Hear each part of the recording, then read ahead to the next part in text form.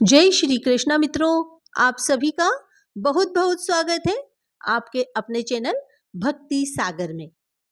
आश्विन महीने की अमावस्या को पितृमोक्ष अमावस्या या सर्व पितृ अमावस्या कहते हैं। 15 दिन के पितृपक्ष का समापन सर्व पितृ अमावस्या के दिन ही होता है।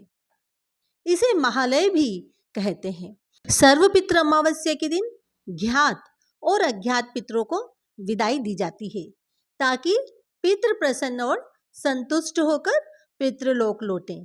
सर्व पितृ अमावस्या के दिन उन पूर्वजों का भी श्राद्ध, तर्पण, पिंडदान आदि किया जाता है जिनकी तिथि ज्ञात नहीं होती। गरुड़ पुराण में भी सर्व पितृ अमावस्या के महत्व का वर्णन किया गया है। साथ ही पितृ अमावस्या के दिन पितरों को प्रसन्न करने के लिए भी उपाय बताए गए हैं।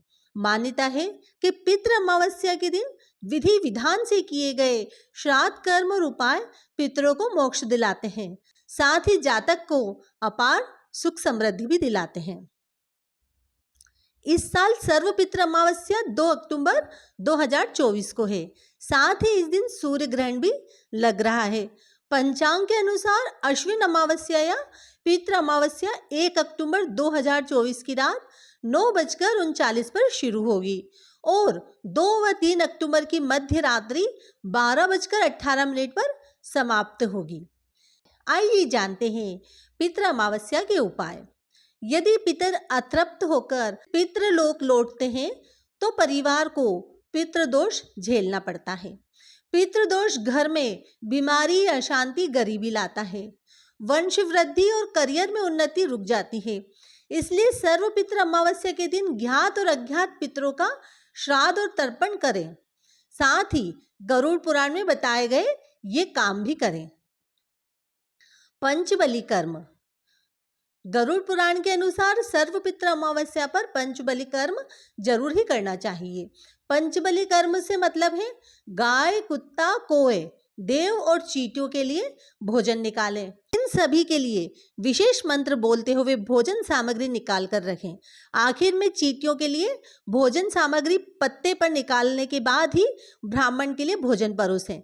साथ ही जमाई, भांजे, मामा, नाती और कुल खानदान के सभी लोगों को अच्छे से पेट भर के भोजन खिलाकर दक्षिणा जरूर दें। तर्पण और पिंडदान। सर्वपितृ अमावस्या पर तर्पण और पिंडदान का खास महत्व है। सामान्य विधि के अनुसार पिंडदान में चावल, गाय का दूध, घी, गुड़ और शहद को मिलाकर पिंड बनाए जाते हैं और उन्हें पितरों को अर्पित किया जाता है। पिंडदान के साथ ही जल में काले तिल, जौ, कुशा, सफेद फूल मिलाकर तर्पण किया जाता है। पिंड बनाने के बाद हाथ में कुशा, जौ, काला तिल, अक्षत और जल लेकर संकल्प करें। इसके बाद इस मंत्र को पढ़ें। ओम अघ्य श्रुति स्मृति पुराणोक्त सर्व सांसारिक सुख समृद्धि प्राप्ति च वंश वृद्धि हेतु देव ऋषि मनुष्य पितृ तर्पणम च अहम करिष्ये। गीता या गरुड़ पुराण का पाठ अवश्य करना चाहिए। गरुड़ पुराण में मृत्यु के पहले और मृत्यु के बाद की स्थिति के बारे में बताया गया है।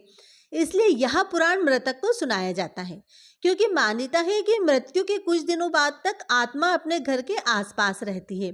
सर्वपितृ अमावस्या के दिन गरुड़ पुराण के कुछ खास अध्यायों का पाठ करना चाहिए या गीता का पाठ भी कर सकते हैं या घर में ही करवाएं।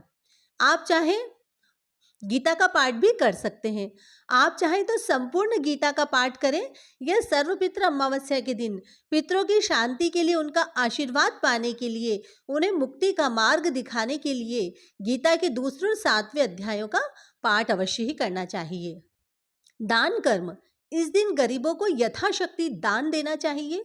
यह कुछ भी हो सकता है, जैसे छाते का दान, जूते चप्पल का दान, पलंग का दान, कंबल का दान, सिरहाना दान, दर्पण कंघा दान, टोपी दान, औषध दान, भूमि दान, भवन दान, धान्य दान, तिल दान, वस्त्र दान, स्वर्ण दान, घृत दान, नमक दान, गुड़ दान, रजन दान, अन्न दान, विद्या दान, अभय दान और धन दान आदि 16 ब्राह्मणों को भोजन कराना चाहिए।